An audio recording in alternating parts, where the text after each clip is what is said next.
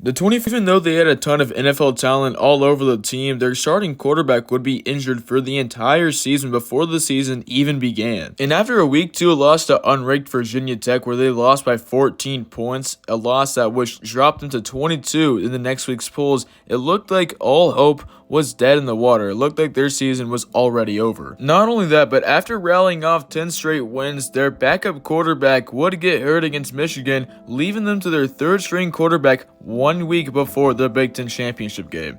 First, let's go back in time a little bit. Alright, sorry if I don't explain this right, but basically from 2010 to 2011, a whole big messy scandal broke out on the Ohio State football team, and it was pretty silly to begin with, but the NCAA would end up suspending multiple players for the first 5 games of 2011. They'd also receive a bowl ban in 2012, and head coach Jim Tressler would have to resign. And after one 6-7 year with Luke Fickell as head coach, known good guy Urban Meyer would be hired as a new head coach for Ohio State in 2012, and let's just say he did alright. In his first season there, the Buckeyes went 12-0 and would have been in the Big Ten Championship and possibly the National Championship, but you know, the bowl ban. And in 2013, they went 12-2, losing in the Big Ten Championship and then losing in the Orange Bowl. If they didn't lose that Big Ten Championship game, they would have been in the Natty. Even though they were coming off 2 straight 12-win seasons, they were still only 14th in championship odds. A big positive entry the season that was quarterback Braxton Miller. He was coming off of back-to-back seasons where he finished top 10 in Heisman voting. Obviously, he was a Heisman candidate entering the season, and it was going to be interesting and fun to see him play in 2014. However, we never got to see him play that season.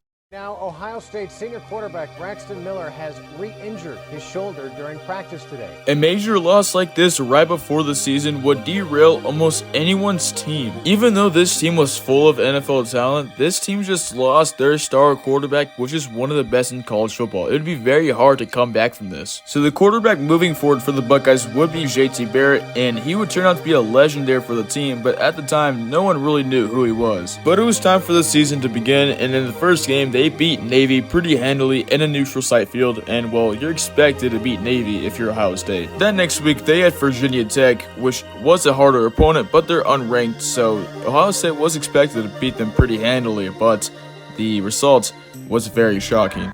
The matchup, the Hokies of Virginia Tech from the ACC and the Buckeyes of Ohio State, ranked 8th in the country. I mentioned 35 straight home openers they've won. They've also won 25 regular season games in a row. That's the most in the country. And Malik has been a big force this part of the field. Brewer going to the end zone. Caught. Touchdown, Bucky Hodges, the other tight end.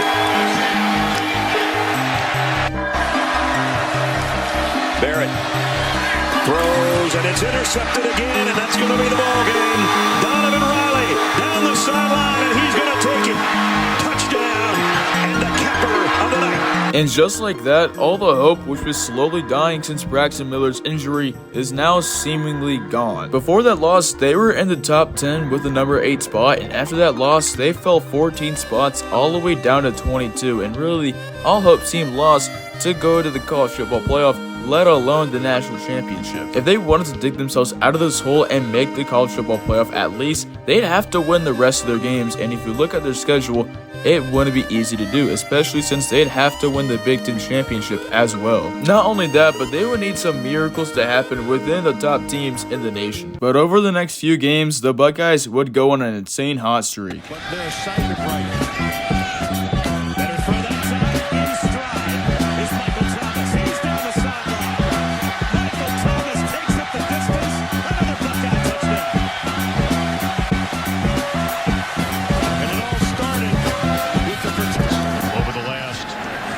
Plus years, quick hit, and to the end zone goes Evan Spencer. Edsel's tenure, they've had bad luck with injuries. Deep in the back of the end zone, it is caught. There's a flag down. Was it a catch? Yes. Touchdown, Michael Thomas. Barrett is 7 for 7 passing Down the seam on target again. Touchdown, Nick Vannett.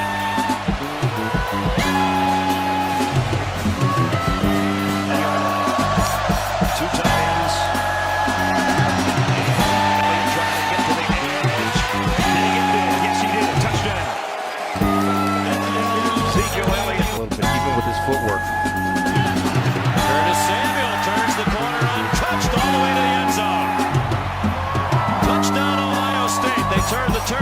Ever since that Virginia Tech loss, Ohio State had reeled off 6 straight wins and had climbed the way back up to the top 15. Granted, they were all against bad to mediocre teams, but still. In the second week of the college football playoff rankings, they were ranked 14th, and their next team they were going to play, Michigan State, was ranked 8th, and this would be a big test for both teams. So, how did the game go? From Brooklyn, Samuel is in the game now to the right of Barrett.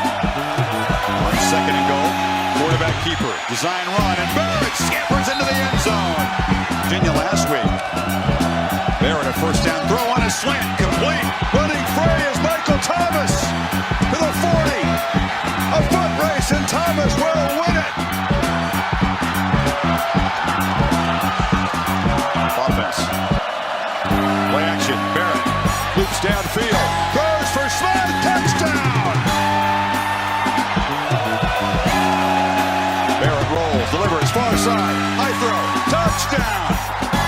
Dontre Wilson. He has had a rough night, but it's turning around for him. 2nd and 6.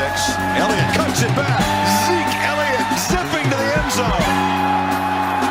Ohio State would beat Michigan State by 2 possessions, and this win would catapult them back into the top 10, back to that number 8 spot. The Buckeyes would win their last 3 games, and after their final game against Michigan, they would go up to the number 6 spot in the nation. The new quarterback JT Barrett was a big reason for this success, as he went off for 3,772 total yards, 39 total touchdowns, and 10 interceptions, which finished him in 5th place for Heisman voting. No one saw this coming from a freshman quarterback, and he shocked the world. Another star was in the making this year as sophomore running back Ezekiel Elliott exploded onto the scene with 1,878 yards and 18 touchdowns. And the star on the defense was sophomore defensive lineman Joey Bosa, who had 13.5 sacks, 4 forced fumbles, and a scoop and score. And after their win against their rival Michigan, they were going to the Big Ten Championship, and they were 12-1, and they really needed one great win to make the playoff, but there was one big problem.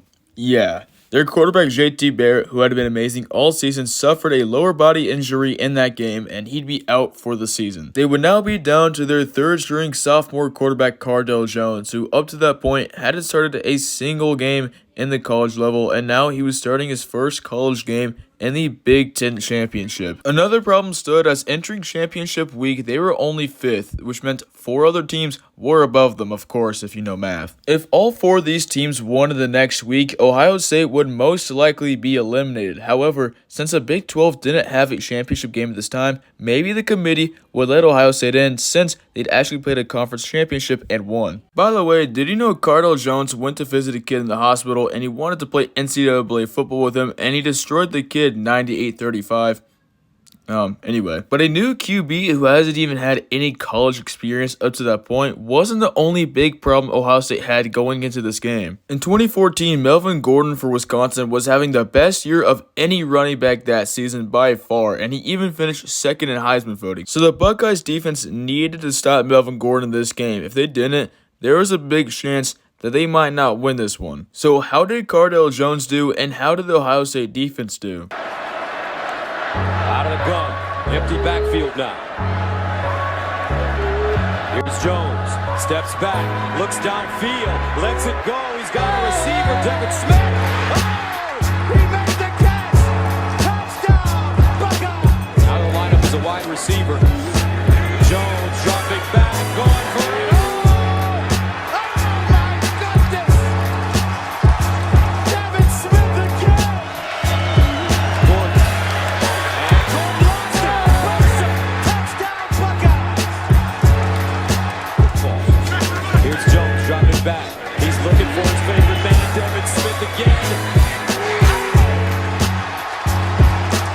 It was an absolute annihilation on both sides of the ball, as Cardale Jones, Ezekiel Elliott, and Devin Smith all went off, and the Ohio State defense shut down Melvin Gordon, and that all tallied to a 59-0 Buckeyes win. And a 59-0 conference championship win might have been enough to leapfrog the Buckeyes into the top 4. So what was the committee's decision? Ready now to unveil the 4 teams who will compete for the national championship in the first college football playoffs. So now it's the 3 teams we anticipated.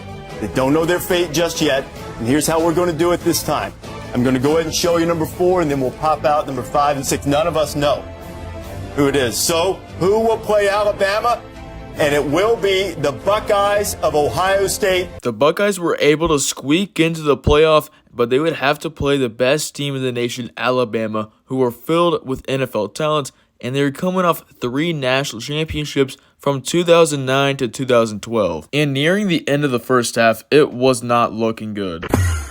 Nearing the end of the first half, it was 21-6 Alabama, and if Ohio State wasn't able to score on these next 2 plays, it would simply get very ugly. So, what happened?